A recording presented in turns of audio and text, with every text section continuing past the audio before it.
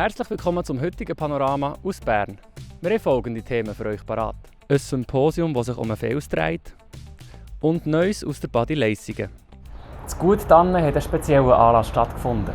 Verschiedenste Persönlichkeiten haben sich den Fragen von Moderator Kurt Eschbacher zum Thema Fels gestellt. Meine Kollegin Anina Häusler war dabei. Wir haben jetzt heute hier einen Thementag zum Thema Fels gehabt. Ihr habt auch viel vom Fels in der Brandung geredet.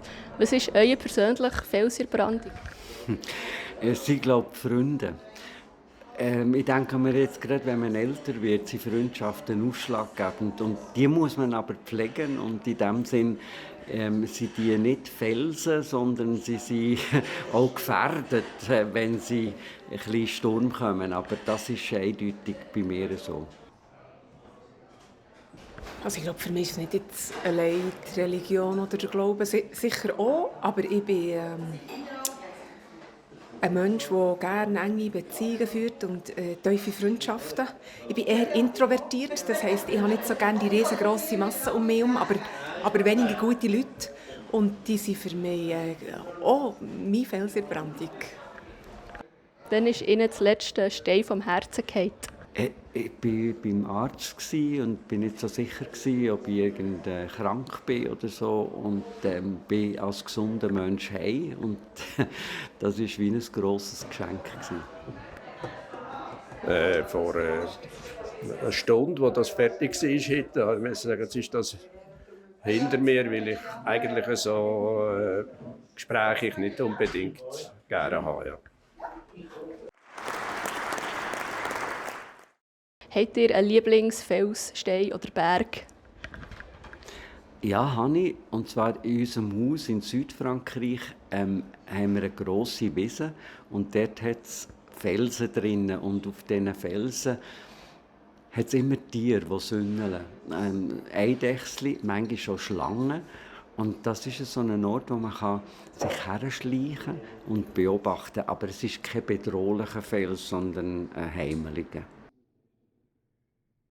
Eigentlich nicht, aber ich bin dankbar, dass es so viele Felsen auf dieser Welt gibt, weil das hat mir nicht nur den Grund gegeben, auf dieser Welt herumzureisen, sondern unglaublich viel Zeit, wo mit Freude und Spass und intensivsten Momenten.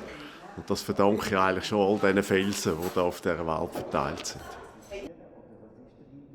Also für mich ist schon der Granit eigentlich der Stein, wo ich das Gefühl habe, der ist hart und er verändert sich extrem langsam. Der Knatsch in der Badi Leissigen hat ein Ende gefunden, vorerst. Mein Kollege Ben Abeckle hat mit dem alten und dem neuen Pächter Gino Zand über seine schwierigen, aber auch über seine schönen Momente geredet.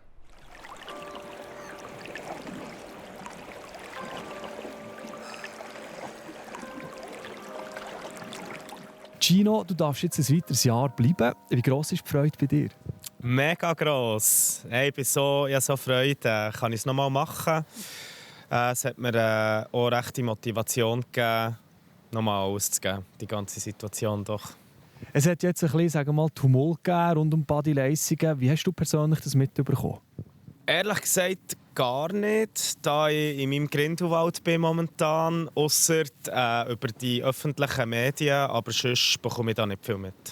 Man hat ja gehört, rundherum, wo die Ausschreibung ist bekannt wurde, dass die Leute dich wollen auf den sozialen Medien. Ist das für dich auch ein Kompliment im weitesten Sinn? Es war mega schön, so ein Feedback zu bekommen, so ein grosses Feedback zu bekommen von all diesen Leuten. Das ist sicher auch Teil davon, wieso dass ich so motiviert war, jetzt nochmal alles zu geben. Die Ausschreibung selber hat ja viele Fragen aufgeworfen. Kannst du die uns vielleicht beantworten? Sag mal, warum das ist passiert? Es braucht Renovation in der Küche, dass wir so weiterkochen können. Das war eventuell ein Mitgrund, wo man natürlich investieren muss. Aber ganz ehrlich gesagt, der genaue Grund, wieso dass sie es wieder ausgeschrieben haben, das weiss ich nicht. Künftig, wenn jetzt irgendjemand sagen mal, das Problem hat mit deinem Kräutergarten, ja, Anführungszeichen, den er ja wirklich hat, wärst du froh, wenn man auf dich zukommt persönlich? Immer, egal bei welchem Problem, kann man immer auf mich zukommen. Ich finde, es ist die beste Lösung, ein schnelles Problem zu lösen.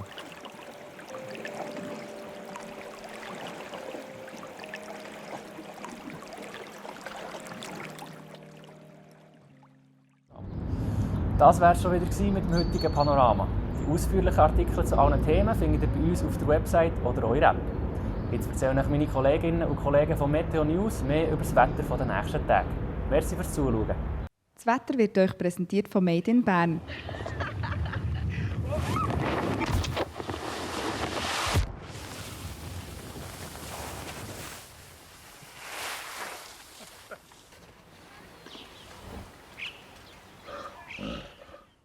Ich begrüße Sie ganz herzlich zum Plattform J-Wetter für den Kanton Bern. Schön sind Sie mit dabei.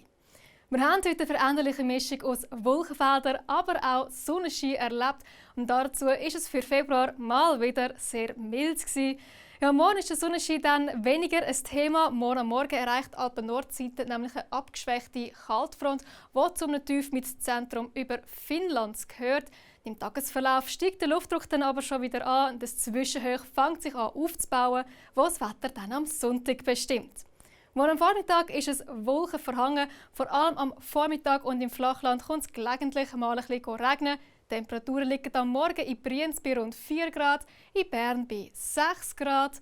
Am Nachmittag trocknet es dann ab. In Richtung Jura gibt es scheuche Aufhellungen. Die Temperaturen erreichen rund 11 Grad, bei im Flachland ein bisschen Wiese. Auf den Bergen bläst leichter Wind aus nördlichen Richtungen. Am Sonntag macht sich Hochnebel mit einer Obergrenze auf 1300 bis 1500 Meter breit.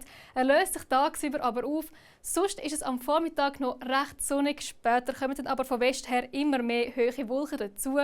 Und am Montag geht es dann unbeständig mit Regengüssen und ab 1300 bis 1400 Meter mit Schnee weiter, bevor uns dann am Dienstag und am Mittwoch eine veränderliche Mischung aus Sonne und Wolken erwartet. Am Donnerstag geht es dann wechselnd bis stark bewölkt weiter und dazu gibt es auch gelegentlich einmal Regengüsse. Und damit wäre es das auch schon wieder von meiner Seite.